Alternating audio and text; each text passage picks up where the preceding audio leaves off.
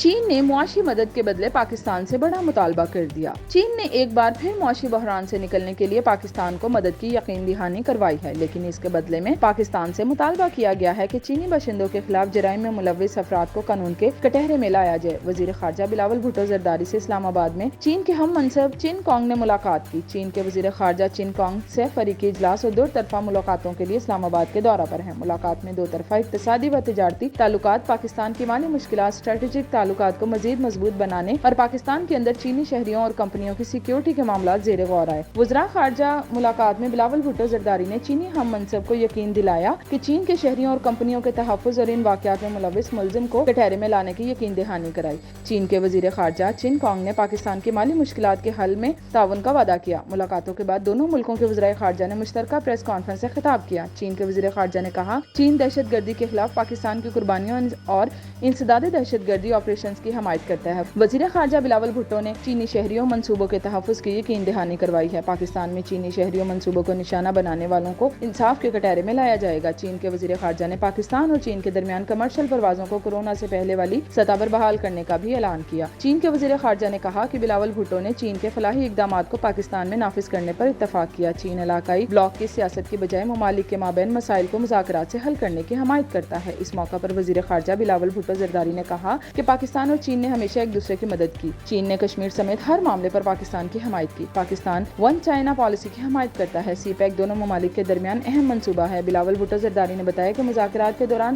دونوں ملکوں کے اسٹریٹجک تعلقات کو مزید مضبوط بنانے پر اتفاق پایا گیا۔ تائیوان، تبت اور جنوبی چین سمیت تمام معاملات پر چین کی حمایت کرتے ہیں۔ پاکستان عالمی طاقتوں کے مقابلے اور بلاک کی سیاست کا مخالف ہے۔ مذاکرات میں افغانستان میں امن کی اہمیت کو تسلیم کیا گیا۔